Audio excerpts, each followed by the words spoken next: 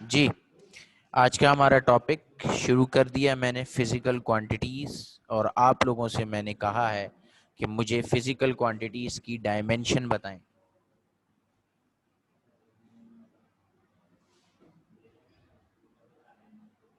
जी बच्चों, कौन बताएगा फिजिकल क्वांटिटीज की डायमेंशन?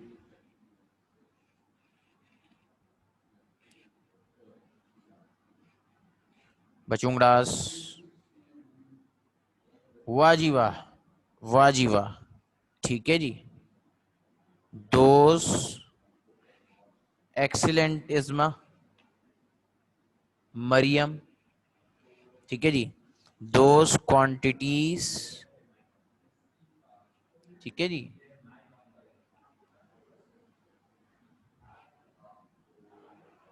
दोस क्वांटिटीज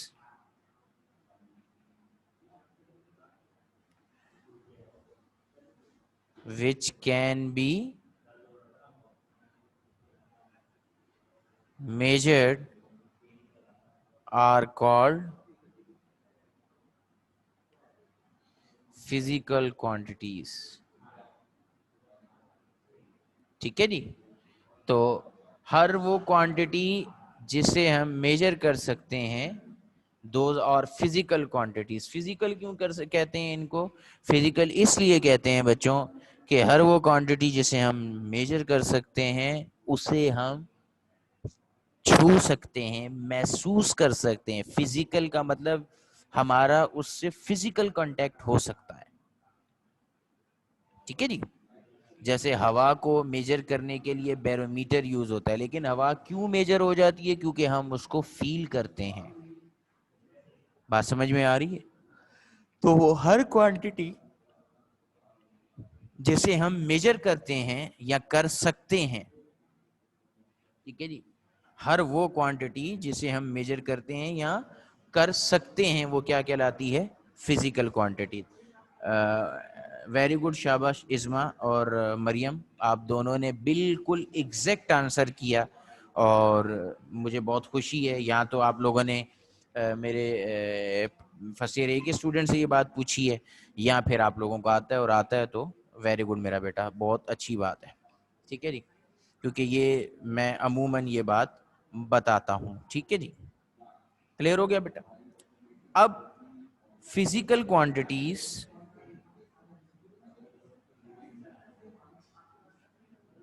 को दो तरह से क्लासिफाई किया गया है। ठीक है जी। फिजिकल क्वांटिटीज को क्या किया गया है? दो तरह से क्लासिफाई किया गया है। एक कहलाती है बेसिक या फंडामेंटल क्वांटिटीज यूनिट्स। ठीक है जी। और दूसरी कहलाती है डिराइव्ड क्वांटिटीज यूनिट्स। ठीक है जी।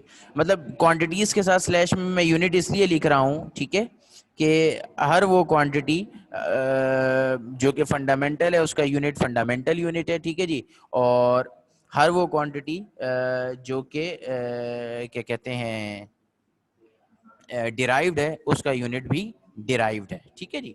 फंडामेंटल क्वांटिटी का यूनिट फंडामेंटल है और डिराइव क्वांटिटी का यूनिट डिराइव्ड है। ठीक है जी। तो फंडामेंटल क्वांटिटी को कौन डिफाइन करेगा? ठीक है जी। फंडामेंटल क्वांटिटी को कौन डिफाइन करेगा?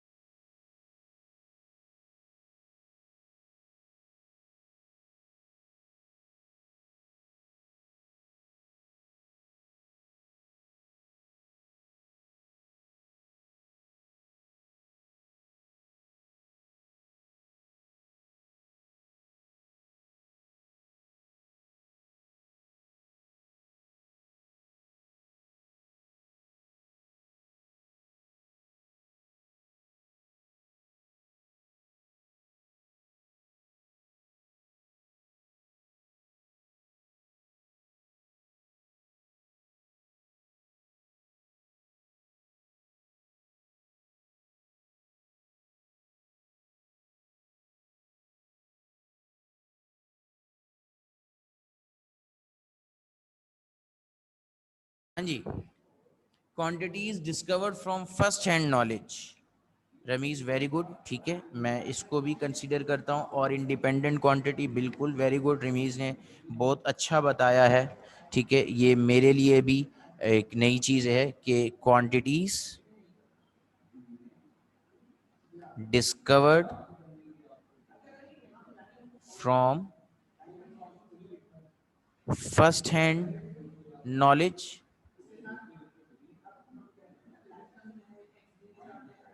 ठीक है जी, quantity discover from first hand knowledge. ठीक है, रमीज ने बहुत जबरदस्त डेफिनेशन मुझे बताई है। ठीक है, और इंडिपेंडेंट क्वांटिटी, ठीक है जी, और which can not be further classified. ठीक है रमीज, ठीक है, आपकी इंफॉर्मेशन भी शेयर कर दी और अपनी भी कर दी। ठीक है, quantity discovered from first hand knowledge और इंडिपेंडेंट क्वांटिटी और which can not be further classified, ये फंडामेंटल और बेसिक है हमारी। ठीक है जी, ठीक है। मेरे पास यहाँ जगह नहीं है, मैं सिर्फ इनको डिफाइन करके आप लोग नोट डाउन भी करते रहें, तो फिर हम डिराइव को तो यहीं पे कर लेंगे इंशाल्लाह ताला। और जो हमारी 7 फंडामेंटल क्वांटिटीज है, वलिया वलिया क्या कह रही हैं, they form the foundation of other physical quantities. बिल्कुल ठीक है बेटा, ठीक है, बिल्कुल सही है, ठीक है, फाउंड अदर फिजिकल क्वांटिटीज यानी कि डिराइव क्वांटिटीज। ठीक है, तो ये हमारी फंडामेंटल क्वांटिटीज की डेफिनेशन हो गई। अब हम डिराइव क्वांटिटीज की डेफिनेशन मैं चाहूंगा कि आप लोग मुझे बताएं।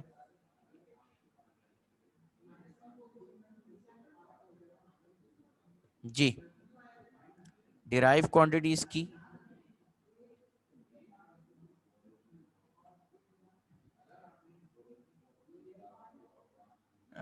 Laiba which are derive from basic quantities. रमीज की बात ज्यादा बेहतर है। ठीक है जी, मैं इसको थोड़ा सा और अच्छे से लिख देता हूँ। ठीक है जी, those quantities units obtained by multiplication,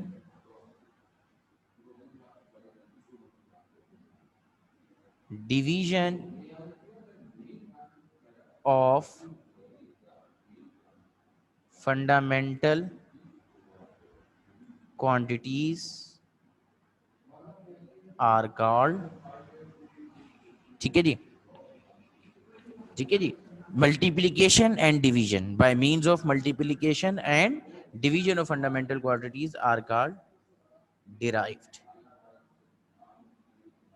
ठीक है बेटा जी, एग्जाम्पल के तौर पे देख लो तो, ठीक है जी, एग्जाम्पल के तौर पे देख लो तो देखो, स्पीड, ठीक है जी, ड्राइव क्वांटिटी है, यूनिट क्या है, मीटर पर सेकेंड।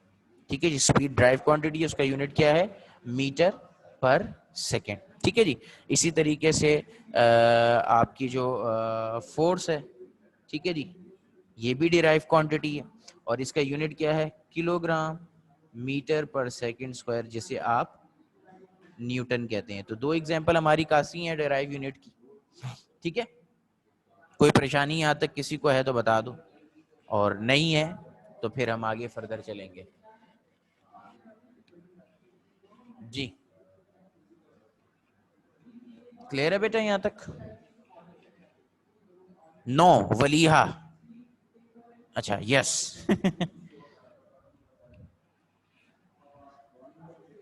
सही जी, यहां तक किसी को कन्फ्यूजन, कोई भी किस्म की कन्फ्यूजन है तो बता दो।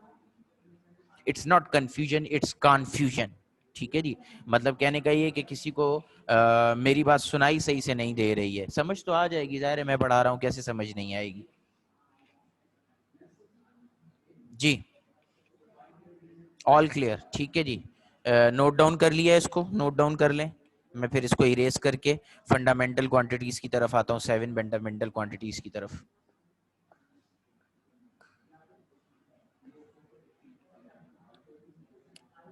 इरेज कर दूं इसको अगर नोट डाउन कर लिया है तो?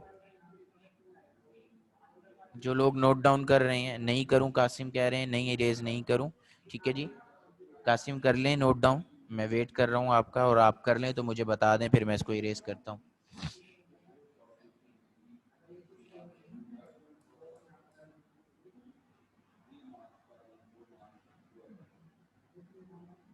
कासिम इरेज कर दूं? ओके, ठीक है। तो और किसी ने, कोई तो नहीं है वेट कराने के लिए? नहीं है। ओके, तो मैं इसको वे क्लियर कर रहा हूँ, ये क्लियर हो गई। अब हम अपनी अगली बात पे आते हैं, ठीक है जी। और वो क्या है कि फंडामेंटल क्वांटिटीज कितनी है या बेसिक क्वांटिटीज, ठीक है जी। तो कितनी है? 7 बेसिक या फंडामेंटल क्वांटिटीज हैं, और उनके यूनिट्स क्या हैं? फंडामेंटल हैं, ठीक है बेटा जी।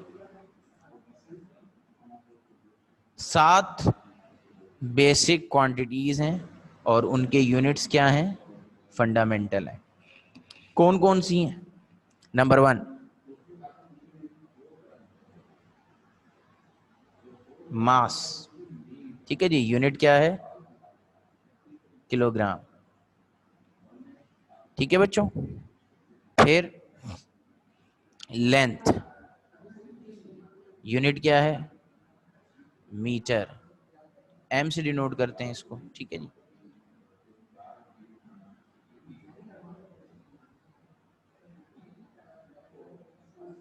सही है जी। तीसरे नंबर पे क्या है? टाइम, यूनिट क्या है? सेकंड, ठीक है जी। फिर 4 नंबर क्या है? क्या लूं?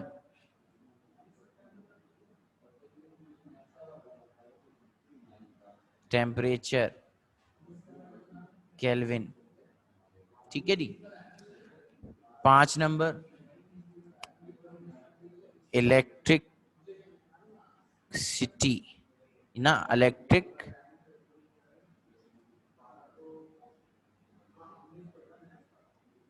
इलेक्ट्रिक करंट, ठीक है जी। यूनिट क्या है? एम्पेयर, सही है बेटा जी। 6 नंबर बताओ।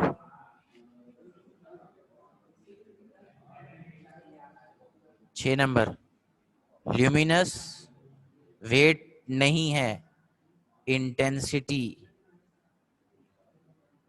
ल्यूमिनस इंटेंसिटी, यूनिट है candela, C D I thought.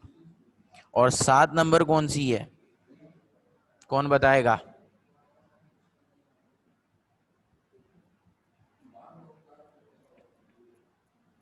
Ji, amount of substance, very good Rameez. Amount of substance, amount of substance, mole. तो ये 7 बेसिक क्वांटिटीज हैं और इनके unit fundamental units, basic units कहलाते हैं। अब ये बात याद रख लें, समझ लें कि हमारे पास मास, लेंथ और टाइम, या ये जितनी भी क्वांटिटीज हैं, ठीक है, एक तो ये फर्दर डिवाइड नहीं होती। दूसरी बात, यूनिट तो इनके और भी हैं, जैसे किलोग्राम की जगह ग्राम भी हो सकता है, ठीक है जी, मिलीग्राम भी हो सकता है या कोई और भी हो सकता है। मीटर की जगह मिलीमीटर, सेंटीमीटर, किलोमीटर भी हो सकता है, इसी तरीके से माइक्रोसेकंड भी हो सकता है, ठीक है जी।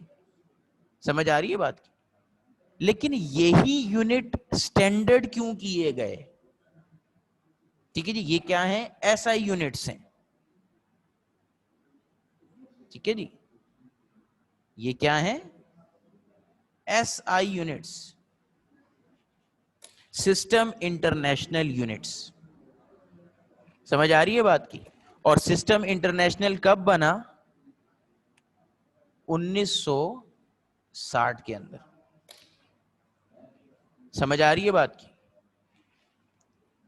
आवाज नहीं आ रही?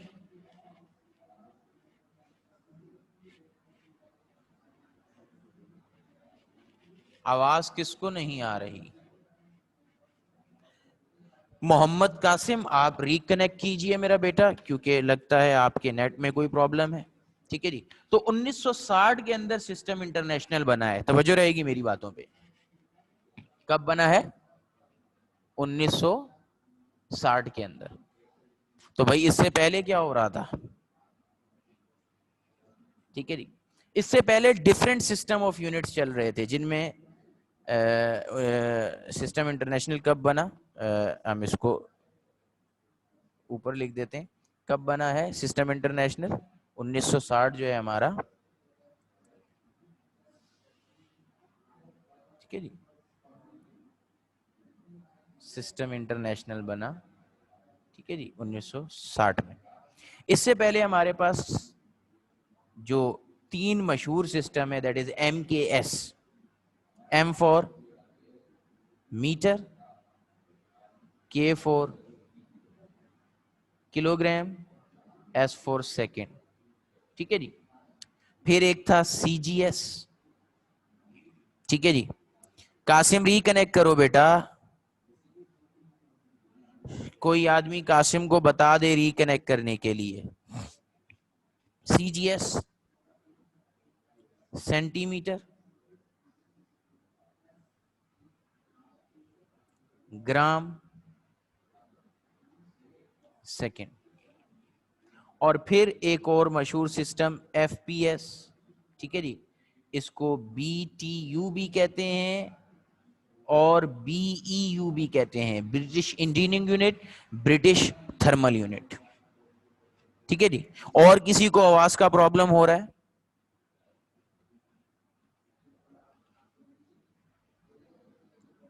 नहीं हो रहा। ठीक है जी। तो FPS में क्या है? F stand for feet, not foot. Feet, feet plural है। ठीक है जी। फुट फुट सिंगुलर है, फीट प्लूरल है। P for pound, that is unit of mass, and S for second. ठीक है जी। तो ये 3 हमारे SI सिस्टम के अलावा मेन सिस्टम थे जो कि चल रहे थे। ठीक है जी। तवज्जो रहेगी बेटा बातों पे। इसके अलावा भी बहुत सिस्टम थे, हर एक का अपना था। जैसे FPS आज भी ब्रिटिश के अंदर, यानी यूके के अंदर, इंग्लैंड के अंदर जो है वो FPS सिस्टम फॉलो होता है। MKS, CGS या SI सिस्टम फॉलो नहीं होता। हुआ क्या? ठीक है जी। मैं ये कह रहा था कासिम कि 1960 के अंदर, ठीक है जी, ये जो यूनिट जिसको हम फंडामेंटल यूनिट कह रहे हैं, किलोग्राम मास का unit, metre, second, kelvin, ampere, candela, इसके अलावा भी इनके यूनिट है। जैसे किलोग्राम के बजाय ग्राम भी हो सकता था, मीटर के बजाय किलोमीटर भी हो सकता था, सेकंड के बजाय मिली या माइक्रो सेकंड भी हो सकता था। लेकिन इन्हीं को क्यों किया गया स्टैंडर्डाइज? इन्हीं यूनिट्स को स्टैंडर्डाइज क्यों किया गया? तो ये बात तय हुई 1960 में। ठीक है जी। सिस्टम इंटरनेशनल के तहत। ठीक है जी। कब तय हुई? 1960 में सिस्टम इंटरनेशनल के तहत। तो ये 1960 में बना है सिस्टम इंटरनेशनल। तो उससे पहले क्या था? उससे पहले और निजाम थे, MKS, CGS, FPS। इसके अलावा भी निजाम थे, हर जगह का अपना एक निजाम था। बल्कि इंग्लैंड में यानी ब्रिटिश में तो FPS निजाम आज भी है। ठीक है जी। और हमारे खेतों के अंदर जहां पे गंदम, चावल या इस तरह की जो फसल उगती है, वहां पे उनका एक अपना जटाका निजाम है। ठीक है जी। मतलब कमरे बड़े जितने, मतलब आप भी किसी कमरे में बैठे हुए हैं तो उस कमरे जितना बड़ा ढेर लगा हुआ है गंदम का, खुली गंदम है, या कैसे नापेंगे उसको, कैसे तोलेंगे? तराजू थोड़ी होता है खेत में। समझ आ रही है बात की? तो उनका एक जटाका निजाम है जो आज भी राइज है। और वो ये कि जनाब, जैसे 40 किलो का एक मन है या 50 किलो का बड़ा मन जिसे बोलते हैं, उसमें वो टोकरे भर के डालते हैं। छाबा नहीं होते जैसे आपके रोटियां रखने के लिए होती है, ठीक है जी, एक छोटी सी बनी हुई छाबा जिसे बोलते हैं। ठीक है। तो बड़ा सा उस तरह का एक टोकरा होता है, तो उनका तरीका आज भी यही है खेतों के अंदर ये चीज मेजर करने का कि जनाब 40 किलो के जो बोरा है या 50 किलो का जो बोरा है उसमें 50 डलेंगे या 10 डलेंगे टोकरे। ठीक है जी। अब तोलता कोई नहीं है, ना खरीदने वाला ना बेचने वाला, मेजर नहीं करते, उसके तराजू से फिजिकल बैलेंस से मेजरमेंट नहीं होती। ठीक है, वो 40 किलो का बोरा है या 50 किलो का बोरा है तो लेट सपोज उसमें जनाब उन्होंने 10 टोकरे भर के डालने हैं तो वो उठा के भर के डाल देंगे, कोई इसके अलावा मेजरमेंट नहीं है। अच्छा, अब इस पे खरीदने वाला बेचने वाला दोनों राजी हैं, क्यों? क्योंकि खरीदने वाले को अमूमन फायदा ही होता है। ठीक है, वो ज्यादा ही होता है वो, ठीक है, उसके हिस्से में ज्यादा ही आता है। फिर इसी तरीके से माल्टे की बात करो तो कुछ जगह पे वो दर्जन में है, कुछ जगह पे वो किलो में है। या आज भी पाकिस्तान में एक मुल्क होते हुए डिफरेंट किस्म का निज़ाम मौजूद है। समझ आ रही है बात की? तो इसी तरीके से जब ये मतलब सिस्टम इंटरनेशनल नहीं बना था 1960 तक, तो हर मुल्क अपना निज़ाम चला रहा था। आज भी ऐसा ही है, हर मुल्क अपना निज़ाम ही चला रहा है। ठीक है जी। जो जैसे ब्रिटिश जो है मतलब यूके वाले, वो अपना बीटीयू या बीयू यानी कि एफपीएस सिस्टम चला रहे हैं। मसला क्या आया? मसला ये आया कि जब इंटरनेशनल ट्रेड शुरू हुई, ठीक है जी, जब इंटरनेशनल ट्रेड शुरू हुई तब प्रॉब्लम आना शुरू हुए। ठीक है, जब इंटरनेशनल ट्रेड शुरू हुई तब प्रॉब्लम आना शुरू हुए। ठीक है, मतलब यहां से आपने इंग्लैंड प्याज केजी में तोल के भेज दी। ठीक है जी, किस में तोल के भेज दी? केजी में तोल। उन्होंने कहा नहीं जी मुझे तो पाउंड में चाहिए।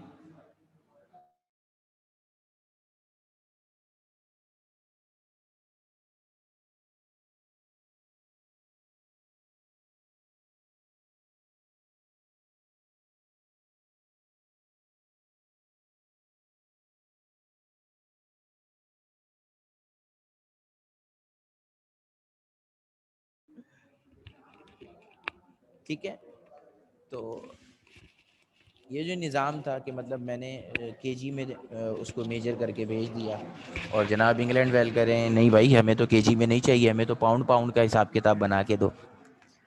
कपड़ा भेज दिया आपने, मीटर में भेज दिया, उन्होंने कहा नहीं जी फीट का हिसाब बता के बताएं, हमें नहीं चाहिए। तो ये प्रॉब्लम आना शुरू हुई। ठीक है, समझ आ रही है बात की? बायर और सेलर के अंदर ये प्रॉब्लम आना शुरू हुई। ठीक है जी, बायर किसी और कंट्री का था, उसने अपना सिस्टम ऑफ मेजरमेंट फॉलो कर लिया, और क्या कहते हैं सेलर जो है वो किसी और सिस्टम कंट्री का था, उसने अपना सिस्टम ऑफ मेजरमेंट फॉलो कर लिया। आवाज आ रही है ना सबको बेटा? बात भी समझ आ रही है कि नहीं आ रही? तो फिर 1960 के अंदर कुछ लोग बैठे और उन्होंने ये डिजाइन किया कि नहीं भाई, जो इंटरनेशनल ट्रेडिंग है वो सिस्टम इंटरनेशनल के तहत, यानी कि सिस्टम इंटर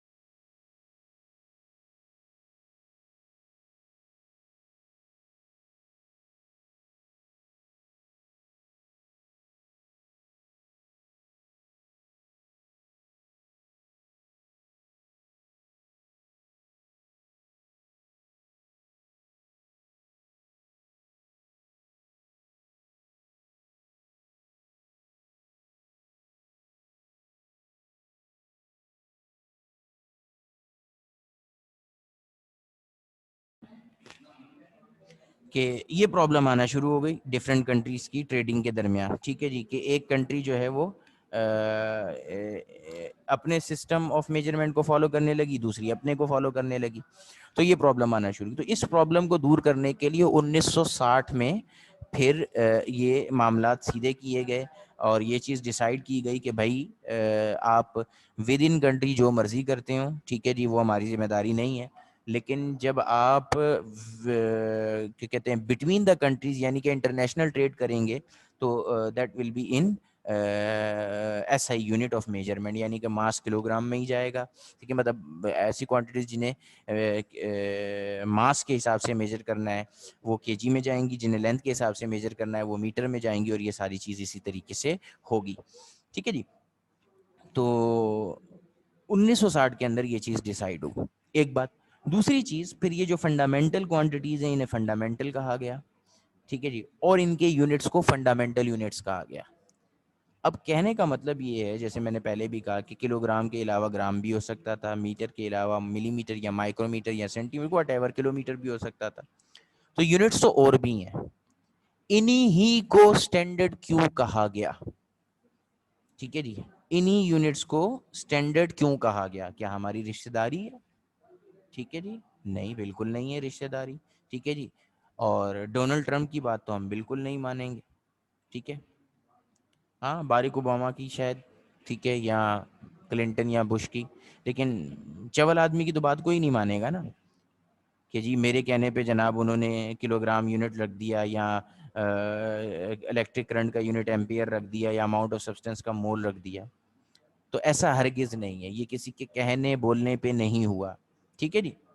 बल्कि इस तमाम मामलात के पीछे ये जो स्टैंडर्ड यूनिट बनाए गए, जो कि फंडामेंटल यूनिट डिक्लेयर किए गए, तजर्बात हुए हैं, ठीक है जी। और ये आपकी किताब के पेज नंबर 5 और 6 पे गिवन है, सॉरी 6 और 7 पे गिवन है, ठीक है जी। समझ आ रही है बात की? 6 और 7 पे ये बातें सारी गिवन है, समझ आ रही है बात की, कि किस कब किस बुनियाद पे जो है वो जो यूनिट है, जैसे मैं पेज 7 से पढ़ रहा हूँ, इलेक्ट्रिक करंट का जो वो है, कहते हैं ampere is the current which if maintained in two parallel conductors of infinite length of negligible circular cross section and placed 1 meter apart in a would produce between the conductor a force equal to 2 की power x per meter of the length, यानी कि 1 ampere वो quantity, ठीक है जी, उसकी quantity की, मतलब ये तजर्बा उस पर किया गया कि 1 एम्पेयर कब होता है, जब दो कंडक्टर जो कि आपस में पैरेलल हैं एक दूसरे के ऊपर 2 एक्सपोनेंट -7 की फोर्स लगाते हैं। केल्विन का बनाया गया, ल्यूमिनस इंटेंसिटी का, अमाउंट ऑफ सब्सटेंस का, टाइम का तो पूरा पैराग्राफ लिखा हुआ है, ठीक है जी।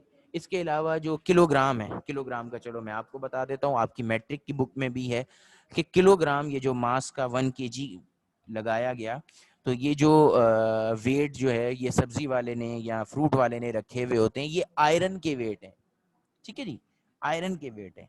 जो स्टैंडर्ड है केजी के मास के यूनिट केजी का, वो प्लाटीनियम 1 kg ऑफ प्लाटीनियम, ठीक है जी। आयरन की डेंसिटी और प्लाटीनियम की डेंसिटी में फर्क है, ठीक है जी। तो ये जो ये वेट जो है वो यूज करता है सब्जी वाला या जो भी दुकानदार यूज करता है, ये आयरन के वेट हैं जो कि 1 kg प्लाटीनियम के बराबर है।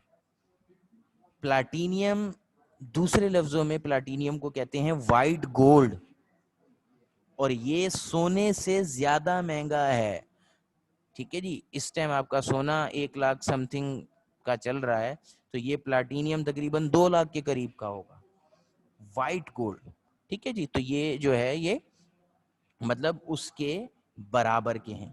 इसी तरीके से जो लेंथ का यूनिट है मीटर है, ये तकरीब 1 मीटर जो कैडमियम की रॉड थी, ठीक है जी, 1 मीटर ऑफ कैडमियम रॉड, जिस पर तजर्बा किया गया जनाब इस पे यहाँ पे, या शायद मुझे मिल जाए, हाँ ये देखो, in addition to basic unit of length mass time therefore ऐसे unit of corresponding to energy chain जो इसका था क्या कहते हैं लेंथ का यूनिट जो मीटर बनाया गया, ये कैडमियम की रॉड थी, ठीक है जी, जिसको अंटार्कटिका की किसी लैब में तजर्बा किया गया।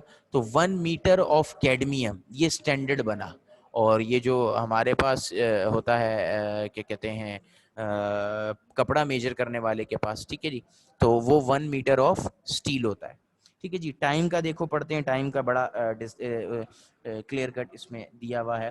कहता है बिफोर 1960, 1960 से पहले, the standard of time was defined in terms of mean solar day.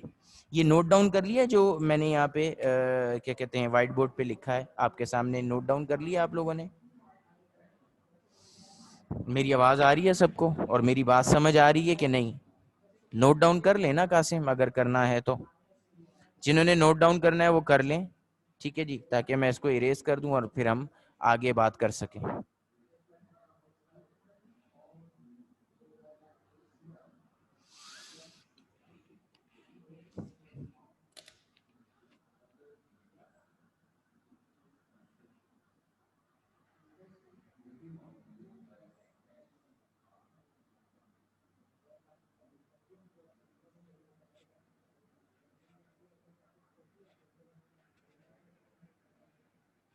चलें जी, तो मैं अब इसको इरेज करने लगा हूँ, ठीक है। तो मैं क्या कह रहा था कि मतलब टाइम की अगर बात करें तो कहने मीन सोलर डे, ठीक है जी। टाइम को कैसे मेजर किया जाता था? मीन सोलर डे, औसत शमसी दिन, ठीक है जी।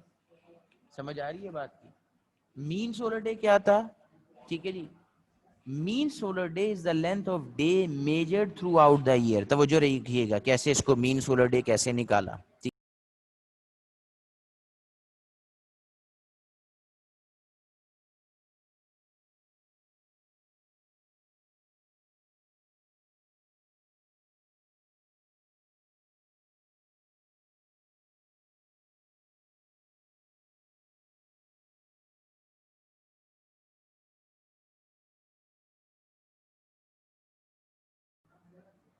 आवाज आ रही है बच्चों?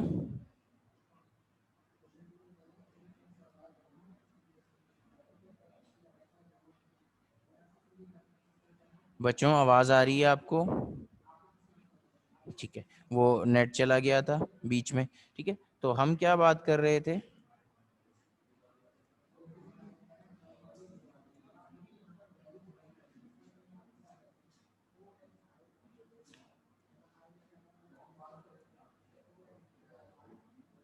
जी, हम ये बात कर रहे थे कि ठीक है, हम बात कर रहे थे यूनिट्स की। मतलब ये यूनिट कैसे बनाए गए, तो हम हमारा ये हो रहा था मीन सोलर डे, ठीक है जी, औसत शमसी दिन, ठीक है जी। अब इसको कैसे मेजर करते थे, वो क्या कहता है?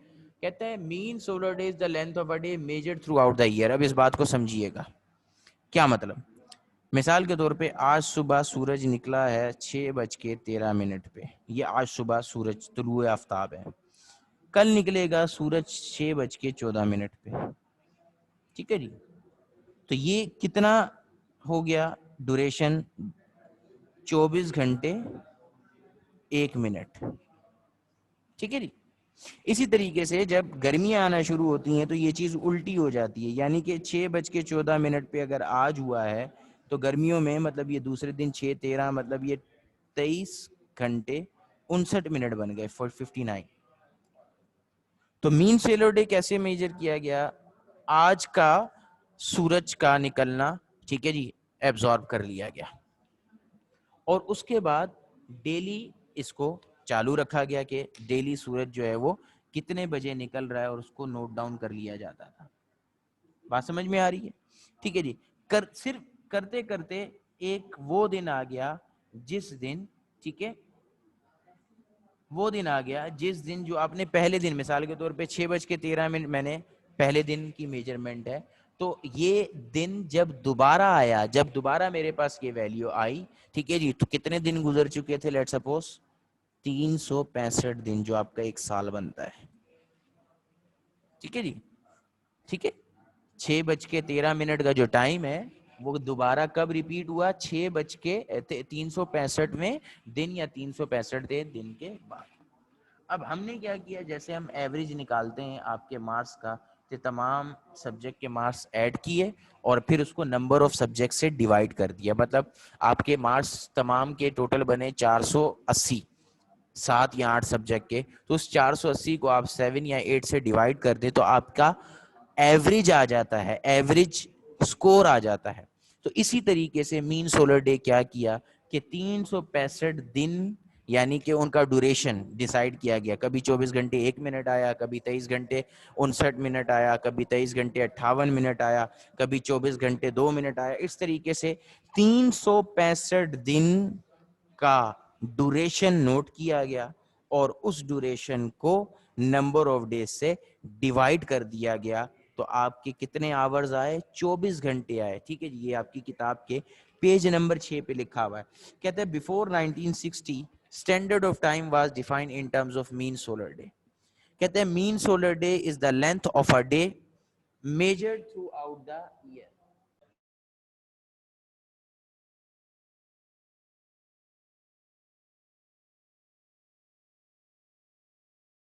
हाँ जी, तो हम बात कर रहे थे मीन सोलर डे की। ठीक है जी, ठीक है। आवाज सही नहीं आ रही, साद अब आ रही है आवाज क्लियर आपको? साद अब आवाज क्लियर आ रही है? आवाज क्लियर आ रही है सबको? नेट प्रॉब्लम कर गया था, डिस्कनेक्ट हो गई थी क्लास, अब मेरे ख्याल में दोबारा कनेक्ट हो गई है। आवाज आ रही है सबको, नहीं आ रही? कोई जवाब ही नहीं दे रहा।